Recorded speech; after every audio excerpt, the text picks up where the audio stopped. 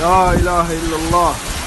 من اشد اللي مرت على تاريخ جدة، من اشد الامطار.